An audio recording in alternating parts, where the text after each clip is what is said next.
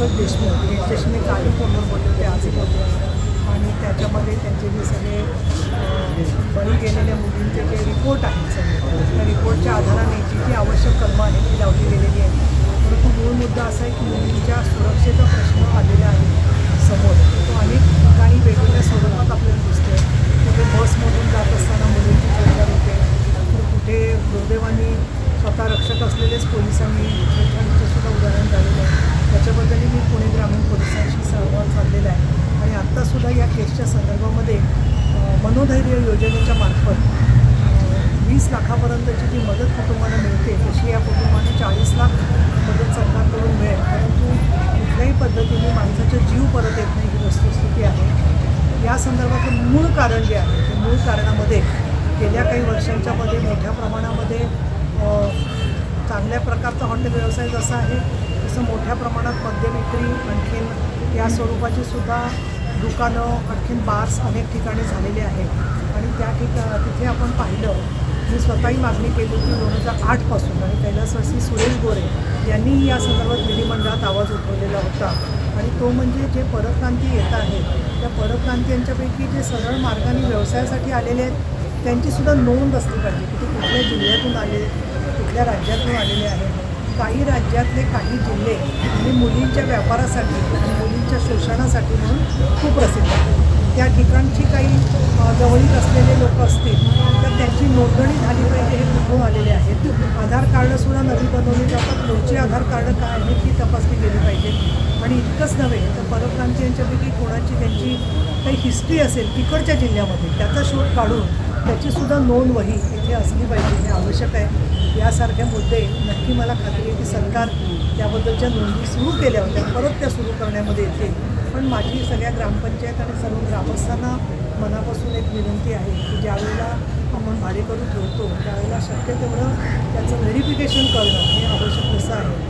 तसं या प्रवृत्तीचे जे आरोपी आहेत त्या आरोपीला फाशीची शिक्षा झाली पाहिजे ही आमची स्वतःची भूमिका आहे. मी इथे सांगू इच्छिते की अनेक केसेसमध्ये जिथे मी काम केलं त्या ठिकाणी तुमच्या सगळ्यांच्या सहकार्याने आणि आमच्या इथल्या सगळ्या स्थानिक महिला कार्यकर्त्यांच्या प्रयत्नातून आणि न्यायदेवतेच्या माहितीतून न्यायदेवतेने त्यांना 3-3 वेळच्या जन्मठेपी दिलेल्या आहेत. तर काही केसेसमध्ये निर्भयासारख्या केसमध्ये फाशीची शिक्षासुद्धा दिलेली आहे आणि फाशीची शिक्षा होऊन कुठल्याही परिस्थितीत रद्द न होता त्यांना अजून कडक शासन अशा प्रवृत्तीच्या लोकांना झालं पाहिजे आणि ते लवकरात लवकर हे खटले निकालात निघाले पाहिजे. तशीच आमची भूमिका आहे.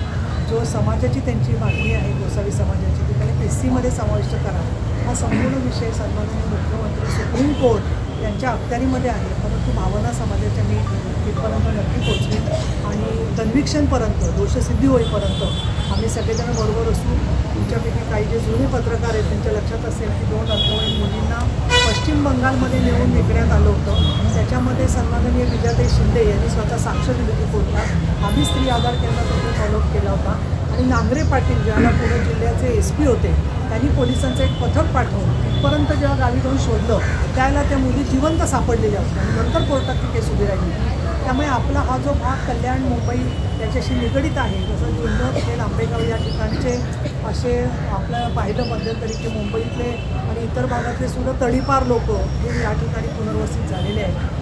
पुनर्वसित झालेले आहे का त्यांनी स्वतःचे अड्डे बदललेले आहेत त्याचा शोध घेणं हे सगळं पोलिसांचं काम आहे. परंतु या केसमध्ये तरी असं दिसतं की पोलिसांनी ग्रह करायचा प्रयत्न आरोपीने केला तरी त्याला काही फायदा झाला नाही.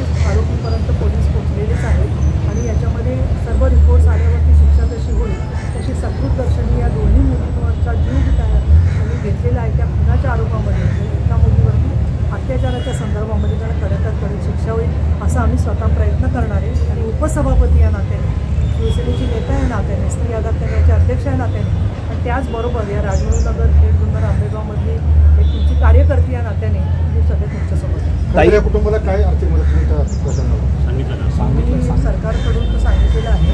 पण मी असं मला ते भेटले जर का त्यांना माझ्या वैयक्तिक मानधनातून 50-50 हजाराचे चेक घेऊन आलेले आहे. त्यांना मी माझ्या याच्यातून मागच्या 2 दिवसापासून माझं फक्त पूर्ण झालं तर जरा मी तुमचे आभार मानेन. त्याच्यामुळे मी वैयक्तिक माझ्या मानधनातून त्यांना देणार आहे आणि ते त्यांनी स्वीकारावी अशी माझी त्यांना विनंती आहे. बोला.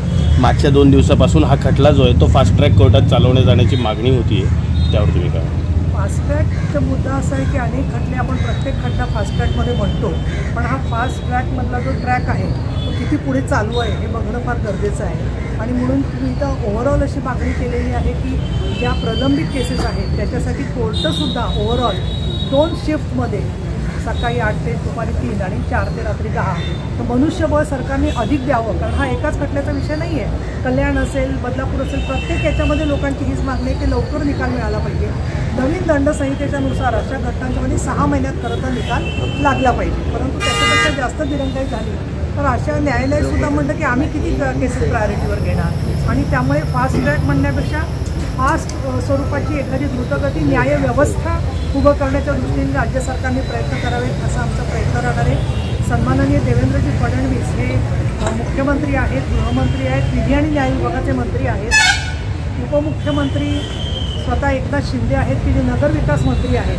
तर ज्या महानगरपालिका नगरपालिका आहेत त्या सुरक्षित व्हाव्यात या दृष्टिकोनातून त्यांचाही प्रयत्न असणार आहे, त्यांचंही या गोष्टीकडे पूर्ण लक्ष आहे. आणि अजितदादा पवार ही अर्थ खात्याच्या मार्फत जी मागणी करतायत किंवा वेगवेगळ्या पद्धतीचं नियोजन करत आहेत त्याच्यामध्ये मला खास सांगायला पाहिजे आज तुमच्यामार्फत की ज्या लाडक्या बहिणींना 1,500 रुपये मिळालेले आहेत आणि आजही पैसे मिळत आहेत, तर त्या लाडक्या बहिणींच्या मार्फत त्यांनी शासनाच्या योजनांचं दूत म्हणून काम करावं आणि अजून महिलांना सुरक्षितता आणि आर्थिक सक्षमता देण्यासाठी या कामामध्ये त्यांनी सहकार्य करावं अशी माझी त्यांना विनंती आहे.